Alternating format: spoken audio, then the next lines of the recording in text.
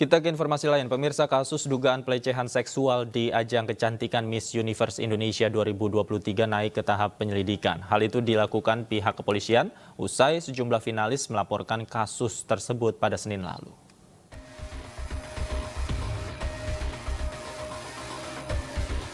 Polda Metro Jaya menindaklanjuti laporan terkait adanya dugaan pelecehan seksual di ajang kecantikan Miss Universe 2023. Kasus ini mencuat setelah kuasa hukum salah satu finalis melaporkan tindak pelecehan seksual ke pihak Polda Metro Jaya pada Senin 7 Agustus kemarin.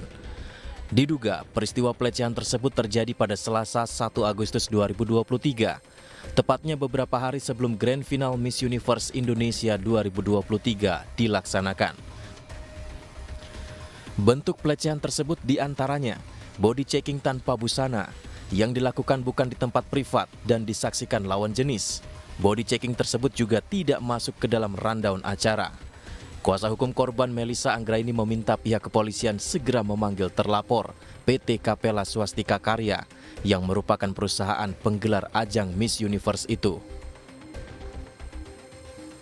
Saya sebagai Province Director Jawa Barat mewakili 3 orang anak-anak saya, yaitu Mutia, Jelita, juga Acit. Sangat sedih ya, waktu mereka ceritakan mereka dipaksa buka BH, buka bra, terus ditutup karena ada laki-laki juga, itu sekitar 2-3 orang, tapi dipaksa untuk buka gitu. Jadi di sini mereka telanjang dada, tapi walaupun laki-laki itu tetap diduga sebagai gay, tetap saja itu satu orang laki-laki menurut saya ya. Kuasa hukum juga menambahkan korban sangat dirugikan lantaran ajang ini seharusnya meninggikan martabat perempuan, namun justru menjadikan finalis sebagai objek pelecehan. Dari Jakarta, Putu Bagus, Dede Rudi, iNews melaporkan. Selain tidak ada dalam kesepakatan, korban juga menyayangkan body checking dilakukan di depan banyak orang. Tindakan tersebut menyisakan trauma bagi sejumlah peserta. Dan berikut kesaksian salah satu peserta Miss Universe Indonesia.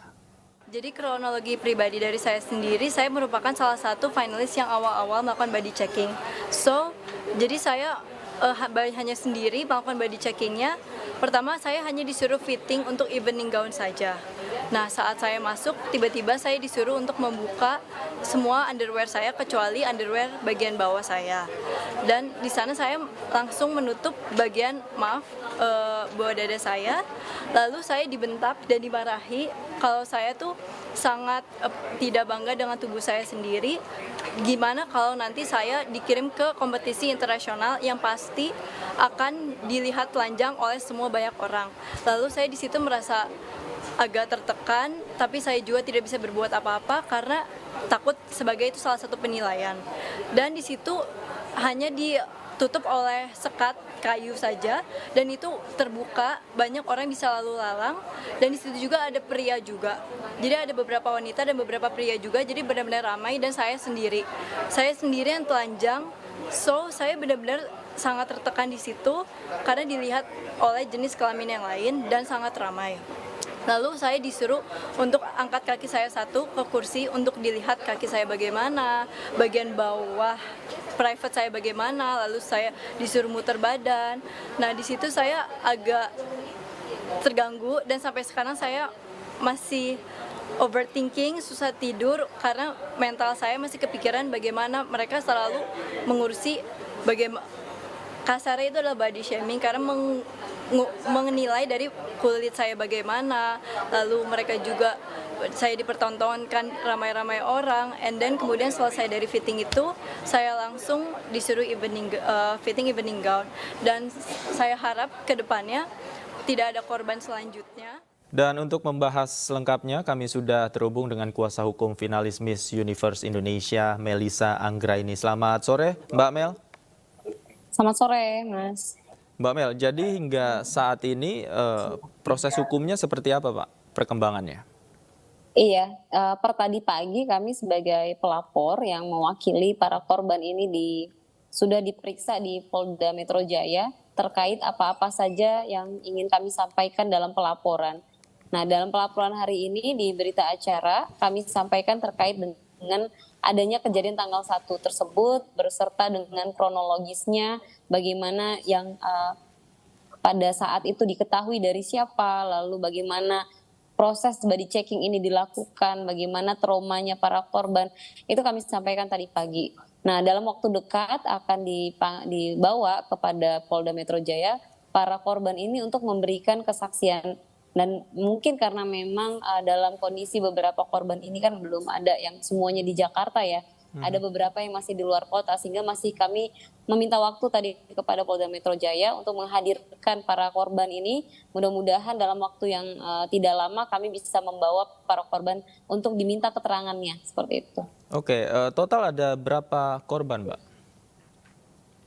Sebenarnya yang mengalami hal serupa ini ada 30 orang, tetapi yang sudah meminta untuk kami dampingi itu ada lebih kurang 10 apa 8 orang gitu. Oke, tadi sebelumnya juga ada kesaksian dari salah satu finalis yang mengatakan bahwa ketika body checking mendapat intimidasi begitu. Apakah kalau dari yang diceritakan kepada Mbak Mel sendiri, apakah intimidasi hanya bersifat verbal saja ataukah sampai ada intimidasi secara fisik, mungkin ada sentuhan segala macam pada saat itu? Dari informasi yang kami dengar dari para korban ini, intimidasi itu lebih kepada kata-kata verbal pada saat melakukan pemeriksaan, seperti ikut mengomentari dari hasil yang dia periksa, misalnya di bagian kaki, di bagian yang di atas, begitu kira-kira. Dan ketika mereka menunjukkan adanya wajah yang tidak nyaman atau yang malu dan lain sebagainya, itu langsung dibentak seolah-olah kamu tidak usah malu, memang seperti ini, nanti di internasional akan lebih parah lagi. Dan inilah yang membuat tertekan para peserta ini, ditambah lagi memang proses dilakukan body checking ini kan mendadak. Jadi sama sekali mereka tidak ekspektasi akan dilakukan body checking. Mereka tahu kan akan dilakukan fitting. Sehingga lebih banyak keterkejutan, kebingungan bagaimana mereka bereaksi terhadap body checking yang dilakukan. Karena begitu sampai di dalam bilik ya, bukan ruangan tertutup loh, bilik itu langsung diminta untuk menanggalkan busana. Kira-kira bisa kita bayangkan keterkejutan mereka, tetapi seolah-olah itu adalah hal yang biasa digambarkan oleh si pelaksana ini.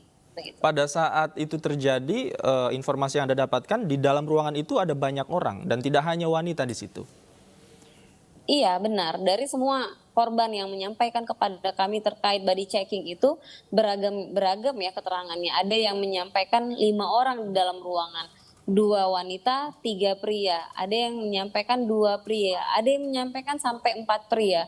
Sehingga kami melihat memang situasi di dalam ruangan itu orang bisa keluar dan pergi lalu lalang begitu aja, begitu. Sehingga sangat-sangat tidak ada privasinya, tidak kondusif. Bahkan di beberapa korban digabungkan, ada yang sekaligus diperiksa 2, ada yang sekaligus diperiksa 3, seperti itu. Oke, nah yang kemudian jadi pertanyaan adalah file dari dokumentasi tersebut, Mbak Mel. Hingga saat ini seperti apa keinginan korban, kemudian juga pelacakannya sampai di mana? Siapa sebenarnya yang memegang file itu? Ini yang paling utama yang sudah kami sampaikan kepada penyidik ya, terkait dengan foto, terkait dengan CCTV, karena itu kan hanya di ballroom yang ditutup dengan banner seadanya, sehingga itu dijadikan seperti bilik seperti itu ya, dan di atas bilik tempat mereka dilakukan body checking itu ada CCTV. Nah hari ini Polda sudah langsung menuju kepada Sun Pacific Plaza Hotel, di mana tempat terjadinya peristiwa body checking itu, untuk mengecek bagaimana tangkapan layar di dalam CCTV. Nah, terhadap foto yang ada di HP si pelaku, kami juga sudah menyampaikan, sehingga dalam waktu singkat pasti akan diperiksa apakah sudah sempat tertransmisi kepada HP yang lain. Karena ternyata setelah mendapatkan keterangan lebih lanjut dari beberapa korban, kami simpulkan dari foto body checking itu diambil sampai kemudian sempat kisruh dan dikumpulkan anak-anak ini, lalu disampaikan nih fotonya kami hapus ya,